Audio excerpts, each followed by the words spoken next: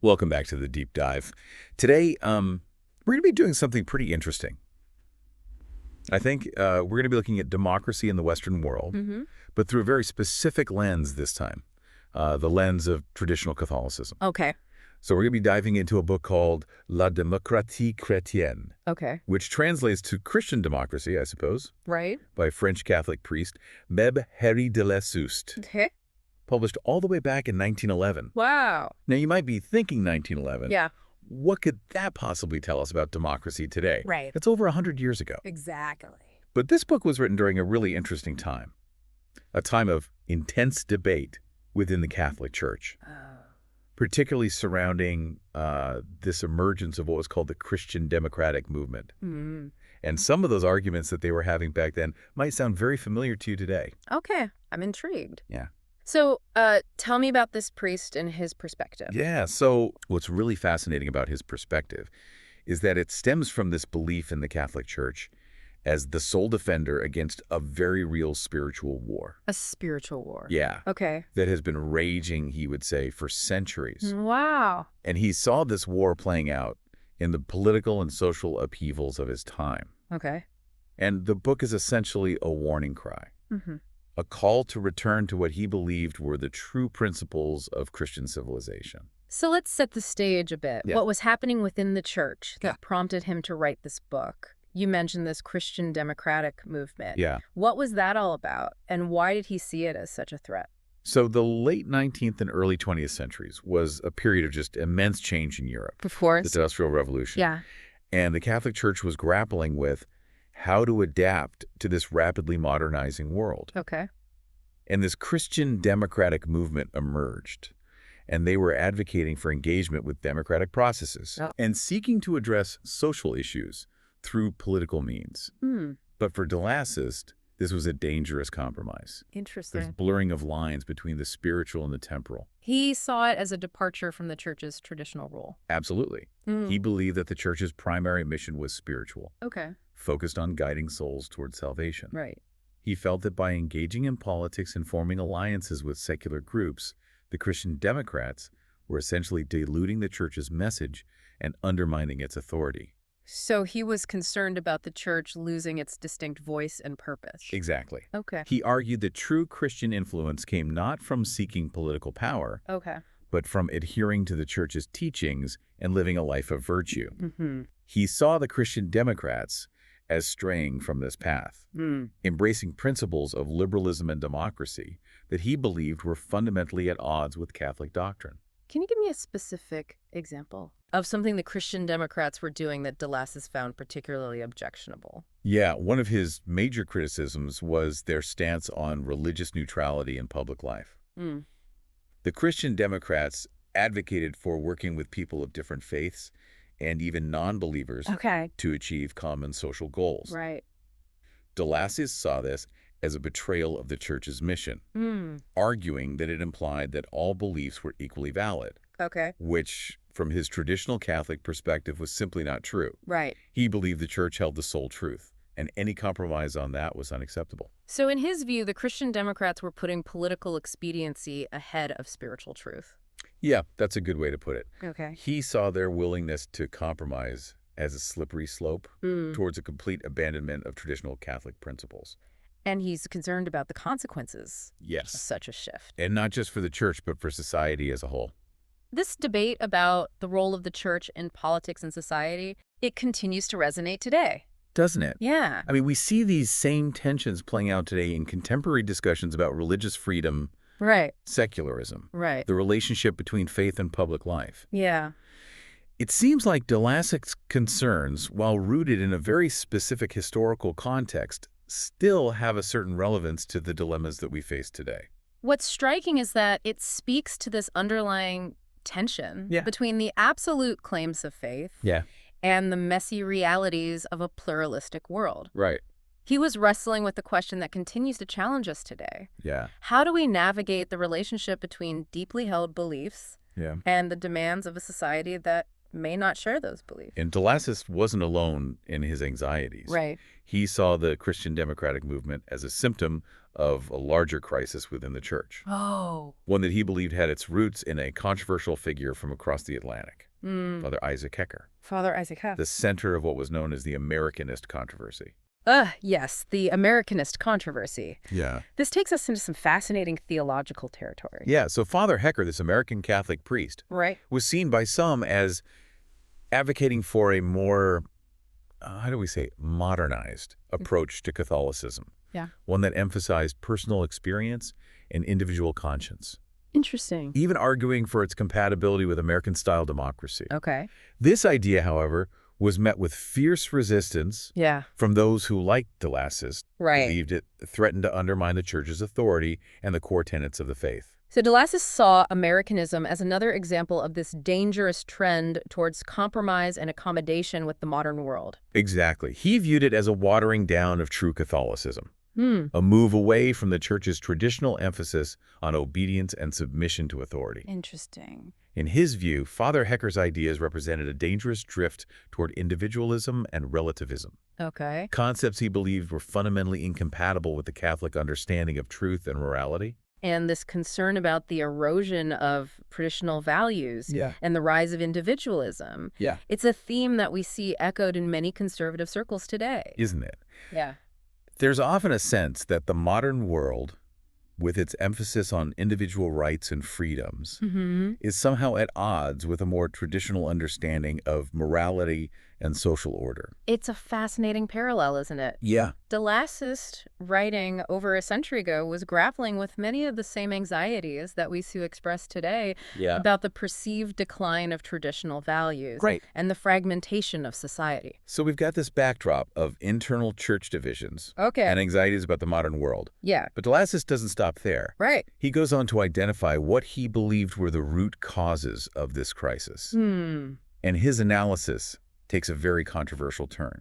This is where de Lassus' work becomes particularly challenging. Yeah. As he delves into a worldview that many would consider highly problematic today, he points to the Jewish people and the Freemasons as key players in what he saw as a deliberate and insidious attack on the church and Christian civilization. Now, before we delve into that, it's important to acknowledge that these views are highly sensitive and potentially offensive. Of course. We're presenting them here not as endorsements, but as part of de Lassus Tesausta's historical perspective, which reflects the prejudices and anxieties of his time. Absolutely. It's crucial to remember the historical context in which de Lassus was writing. Europe in the late 19th and early 20th centuries was a place of rising anti-Semitism and widespread suspicion of secret societies like the Freemasons. These fears were often intertwined with anxieties about social change, economic instability, and the perceived decline of traditional values. So how did de Lassus connect these groups, the Jewish people and the Freemasons, to the crisis he saw within the church and the broader threats to Christian civilization? That's what we'll be exploring next.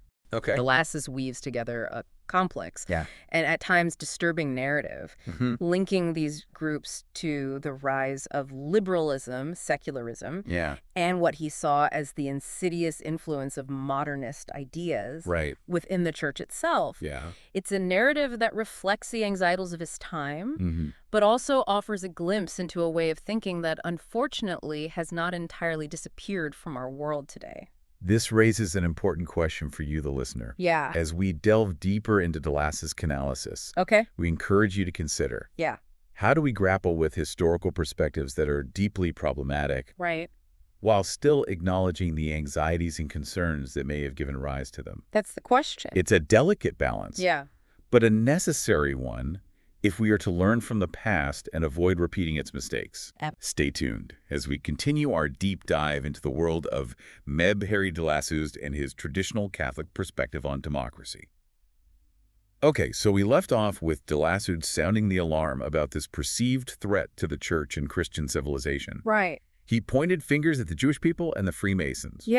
But how exactly did he believe they were involved? Well, this is where de Lassus' worldview, I think, delves into some, the realm of conspiracy theories. Drawing on anti-Semitic tropes and fears that were unfortunately quite prevalent in Europe at the time. He argued that the Jewish people, through their embrace of liberal and egalitarian ideas, were actively working to undermine the traditional hierarchical order of Christian society. So he saw a connection between their support for these modern ideas and a deliberate effort to weaken the church's influence. Exactly. He believed that Jewish emancipation and growing influence in European society were part of a larger plan to dismantle Christian institutions and ultimately establish a new world order that would favor their own interests. He even cites alleged quotes from Jewish texts about replacing Rome and the Vatican with a new Jerusalem. Wow. Using this to support his claim of an ambition for global domination. It's important to remember that these interpretations of Jewish texts are highly distorted. Of course. And have been used to justify anti-Semitism for centuries. Absolutely. It's crucial to recognize that de Lasse's views were not based on a sound understanding of Jewish beliefs or history. Right. They were rooted in prejudice and fear, fueled by the anti-Semitic climate of his time. And what about the Freemasons? Right. Where do they fit into his theory? De Lasse saw the Freemasons as pawns in this larger conspiracy. Unwitting instruments of the Jewish agenda. He believed they were working to undermine the church from within, spreading liberal and secular ideas that would ultimately erode Christian faith and morality. So he's saying that the Freemasons were kind of like useful idiots for this Jewish conspiracy. He paints a chilling picture of a secret society plotting the downfall of Catholicism. Wow. Even citing alleged Masonic writings that call for the annihilation of Christianity.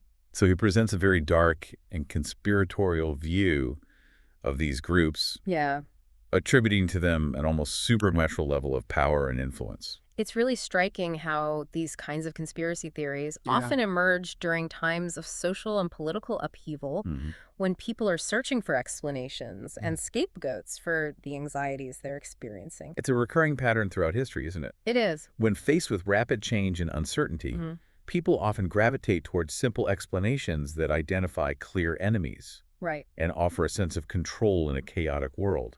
Exactly. It seems de Lasse was deeply troubled by what he saw as the decline of Christian civilization. And he attributed this decline to forces he believed were deliberately working against the church. But did he offer any solutions? He did. In fact, de Lassestede's book isn't just a critique of what he saw as wrong with the world. It's also a call to action. He outlines a plan for what he calls l'action populaire chrétienne, Christian popular action. A movement to rebuild a Christian social order from the ground up. So what did this Christian popular action entail? Well, de Lasse believed that the answer lay in a revitalization of Catholic life at the grassroots level. He envisioned a network of interconnected Catholic institutions and initiatives that would counter the influence of secular and liberal forces. So things like Catholic charities and schools. Exactly. He championed things like Catholic worker organizations, mutual aid societies, and educational initiatives, all aimed at creating a vibrant and self-sufficient Catholic community within the larger society. It sounds like he was advocating for a kind of parallel society. A distinctly Catholic sphere of life that would operate according to its own principles and values. That's a good way to put it. He believed that by creating this strong Catholic counterculture, it would be possible to resist the encroaching secularism and liberalism that he saw as eroding the foundations of Christian civilization. It's a fascinating concept. It is. The one that raises some questions, doesn't it? Of course. While the idea of strong communities grounded in shared values might appeal to many, there's also the potential for exclusion and intolerance when a group defines itself so rigidly against the broader society. Absolutely. De Lasse's vision, while compelling in its call for a return to what he saw as a more authentic Christian way of life, also carries the seeds of division and conflict. It's a reminder that even the most well-intentioned efforts to build community can sometimes lead to unintended consequences if they're not grounded in a spirit of openness and respect for those who hold different views. This idea of Christian popular action also seems to contradict his earlier criticisms of the Christian Democrats. He condemned them for engaging in politics, But here he is outlining a plan for social and cultural transformation Yeah. that has clear political implications. That's a perceptive observation. The distinction, as de Lassus saw it, lay in the motivation and the means. Yeah. He believed the Christian Democrats were seeking political power for its own sake, compromising their principles along the way. Right. His vision, on the other hand, was rooted in a desire to restore what he believed was a divinely ordained social order. Okay. He saw Christian popular action not as a quest for power, but as a form of spiritual warfare. A Interesting. battle for the very soul of civilization. So he believed that by strengthening the Catholic community from within, Yes. it would be possible to reclaim the broader culture for Christ. Precisely. He saw the revitalization of Catholic life not as an end in itself, Okay. but as a means to a larger end. Okay. The restoration of a Christian society that reflected what he believed was God's will. It's a vision that might resonate with some listeners today, particularly those who feel disillusioned with the state of modern society and long for a return to what they perceive as a more traditional, faith-based way of life. It's a perspective that speaks to a deep human longing for meaning, purpose, and belonging. But as we've seen, de Lassus' vision is also fraught with complexities and potential dangers. Yeah. His tendency towards conspiratorial thinking, his demonization of certain groups, Right. and his belief in the absolute superiority of Catholic truth raise serious questions about the inclusivity and tolerance of the society he envisioned. It's a stark reminder that even the most sincere desire to create a better world can sometimes be twisted by fear, prejudice, and a lack of empathy for those who hold different views. This raises an important question for you. Okay. How can we draw inspiration from the positive aspects of de Lassus' vision, the emphasis on community service and living out one's faith, without falling into the traps of exclusivity and intolerance that his worldview also presents? It's a challenge that faces people of all faiths and beliefs in our increasingly interconnected and diverse world. Yeah. But it's a challenge worth wrestling with if we hope to create a society that is both just and compassionate. Absolutely. Now, while de Lassus offered a path forward, he also had some very specific criticisms of the democratic model itself, Right. seeing it as inherently flawed and incompatible with his vision of a truly Christian social order. That's right. And those criticisms get to the heart of his worldview Okay. and offer some insights into the enduring tensions between faith, reason, and the ordering of society, tensions that continue to resonate in our own time. So stay with us as we explore de Lassus's critique of democracy and delve into the alternative he proposed. Okay. It's a journey that will challenge our assumptions and force us to confront some uncomfortable truths about the relationship between faith and politics, tradition, and modernity. So we've been exploring de Lassus's anxieties about the state of the world and his vision for a revitalized Christian society. But he doesn't just stop at proposing solutions. He goes on to offer a pretty scathing critique of democracy itself, arguing that it's inherently flawed and ultimately incompatible with a truly Christian order. Yeah. So what exactly did he find so objectionable about democracy? Was it simply a clash between religious values and secular principles? Well, it goes deeper than that.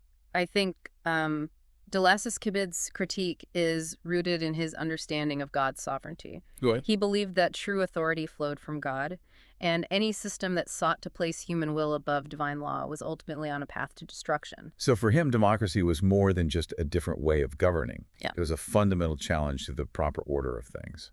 Precisely. He saw the principle of popular sovereignty, the idea that ultimate power resides in the people, as a direct affront to God's authority. Right. In his view, by elevating human will to the status of ultimate arbiter democracy, essentially dethroned God and put man in his place. It's interesting how this connects back to his earlier criticisms of the Christian Democrats and Americanism. He saw both of these movements as embracing this same dangerous principle of popular sovereignty, Right. even if they couched it in religious language.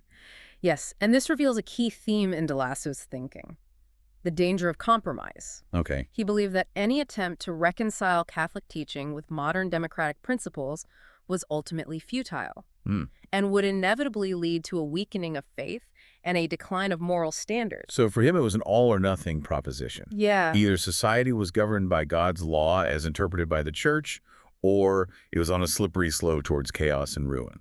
That's a good summation of his position.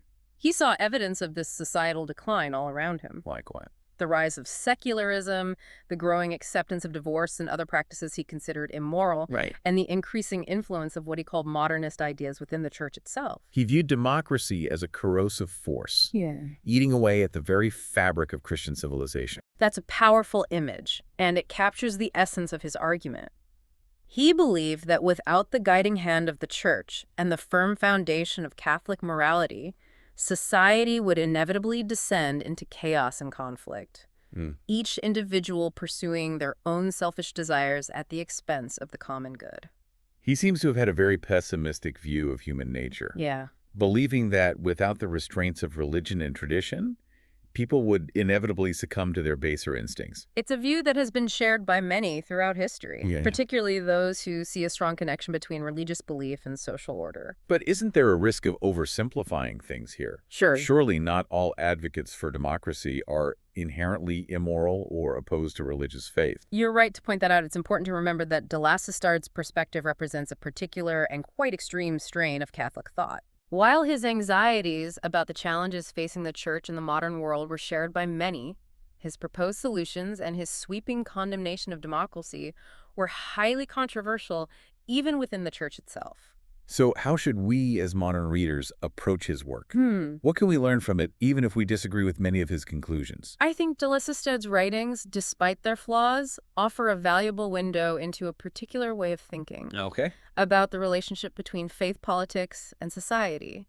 They challenge us to confront some fundamental questions about the nature of authority, the role of religion in public life, and the tension between individual freedom and the common good. He forces us to think critically about our own assumptions about democracy. And to consider the potential pitfalls of a system that places so much emphasis on individual rights and freedoms. Exactly. De Lassestard reminds us that democracy is not a magic bullet. It's a complex and fragile system that requires constant vigilance and a commitment to certain values and principles if it is to thrive. His work also highlights the dangers of absolutist thinking and the importance of engaging with different perspectives, even those we find challenging or offensive. Absolutely. While we can and should critique de Lassestard's worldview, particularly his tendency towards conspiracy theories and his demonization of certain groups, we can also learn from his passion for his faith and his desire to create a just and moral society. His work serves as a reminder that even the most well-intentioned efforts to improve the world can go astray. If they are not tempered by humility, compassion, and a willingness to listen to those who hold different views. This raises a final thought for you to ponder. What are the greatest threats to democracy today?